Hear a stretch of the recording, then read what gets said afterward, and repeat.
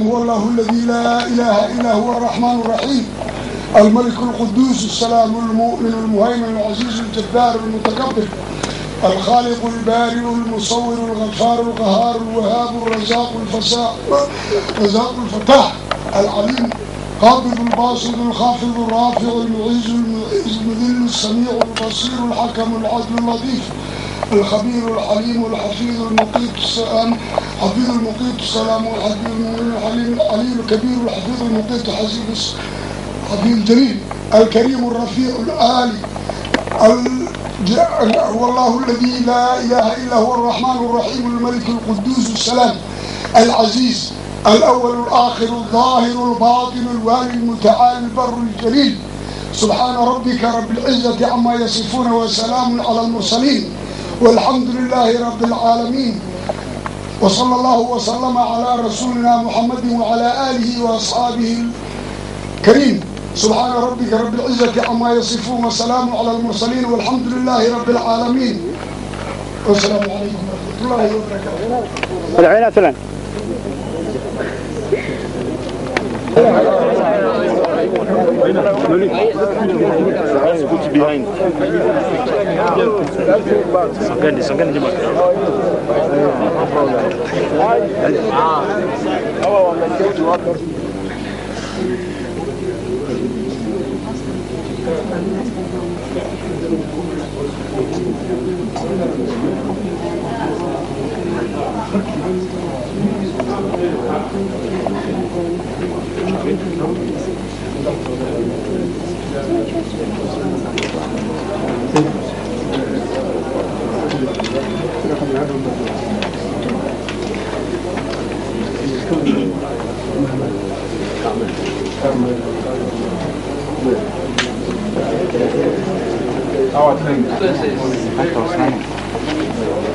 You put two big chairs here for where we sit. Your Excellencies, members of the Facilitation Committee, members of the media,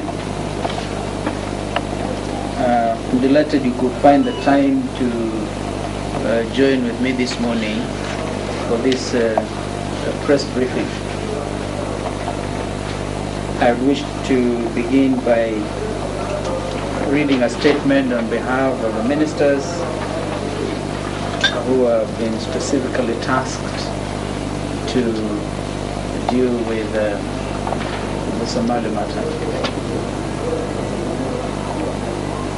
And I want to make a statement with regard to an emerging tension between Somaliland and the continent. The emerging tension between these two administrations has a potential of degenerating the region into an imminent conflict, as well as undermining the positive conclusion of the ongoing Somali consultative meetings at this hotel, as well as the reconciliation conference in general. This tension is raising deep concerns both within the IGAD sub-region, the continent, the international community, and particularly indeed within the peace process.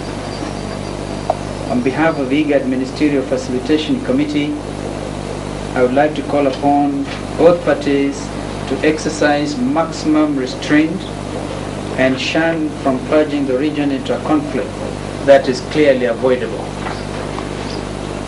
The IGAD Ministerial Facilitation Committee is confident and stands ready to offer its assistance by way of mediation to avert the possibility of war.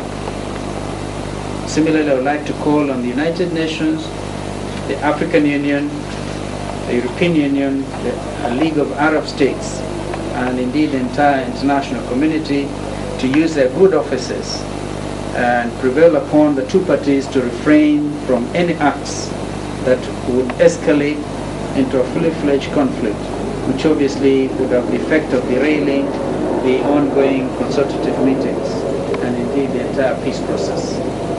Thank you very much. That indeed is why I called for this press conference and press briefing, and perhaps I could take one or two questions. But before I do that, let me say that the consultative meetings are going on extremely well. We are delighted with the progress. And although the idea of a retreat was not generally acceptable because of the military connotation of that word, leaders have been fully engaged with each other. I know that President Abdi Kassim, for instance, has been able to meet nearly all of the 20 leaders who have been the backbone of the Baghdadi process. And I also know that the Ballad group have also been meeting. And so these talks are going on very well. And we expect in the next 2 days maximum, we'll be calling for a press conference to report progress. It is our intention that as soon as that happens, effectively phase 3 will begin. And our intention in the region and the international community is to see as quickly as is practically possible return to normalcy in Somalia by way of forming a government, which government will then take its position in Mogadishu. So we are not sleeping. And I want to thank all the members of the IGAD Partnership Forum for their continued support and presence at these consultations. Call them proximity talks. You may not have heard of a plenary, a discussion as such, but I'm satisfied that the leaders are properly engaged. President Kibaki is fully briefed about what is going on, as well as President Museveni. Both leaders say that as soon as everybody is ready to go back to Baghdadi, they will be there to launch the final phase, which will involve the formation of an administration, of a government, which will have the legitimacy internationally recognized as such. Because after that, we'll have to really let everybody know we have Ambassador Form representing the AU, we have Ambassador Tubman representing the United Nations Secretary General himself, we have a representative of the Arab League, we have even member countries. Ambassador Ongaro has been with this process, representing the Italian government. We continue to thank the Swedes and the British for supporting us at this particular consultation, and all others who have been engaged. Thank you, Ambassador Kiplagat and the team, Ambassador Faye, because you have similarly remained fully engaged. That is what I wanted to say for now on behalf of my colleagues. Minister Farah would have been here, but he's also similarly engaged. Our friends in Kampala are also with us. So that is what I wanted to say for now. If there be any question, I'll take them. I forgot to mention Rafaeli, who has been also a pillar in this whole process. Yes. My name is Graham Sherritt from the BBC. Yes. This should have been a 10-day retreat in Mombasa. Yes. It wasn't in Mombasa, and it wasn't a retreat. And from what I can tell, the leaders haven't been speaking all together in one room. And meanwhile, there's been increased tension between Somaliland and Puntland. Can you be more explicit about the reasons for your optimism? Well, you had to say that because of the military connotation, we did away the word retreat and settled for leaders consultation. Now, and we also didn't go to Mombasa, you're quite right, but we took a decision to remain at this venue. And so what would have happened in Mombasa is what actually has been happening at this particular venue. And with regard to progress made during the consultations, I'm very optimistic. With regard to the emerging hostility between Somaliland and Puntland, you have heard me mention that all of us have a duty to ensure that these hostilities do not break up, do not begin. And so therefore, we're in touch with everybody. Minister Farah, for instance, is talking to President Boulay in Djibouti, and so that whoever has influence on the situation will feel obliged to do so. Because we think that if hostilities break up, we will not be able to come to a successful conclusion of these consultations. Yes. Yeah, Mr. Minister, you are getting some documents from the past parts of the so-called retreat from yesterday, and they were very different. They were very different in especially resolving the Somali crisis. Everyone was presenting different papers to you from yesterday, and you are still taking optimism about that. Please give me 2 days and share with me a sense of optimism. So don't begin to say so-called, because you know we moved from that reference. So give us 2 days. The leaders are working very, very hard. Indeed, I'm expecting arrival of 2 others today. That goes to tell you that whoever is left out feels that they might miss the boat.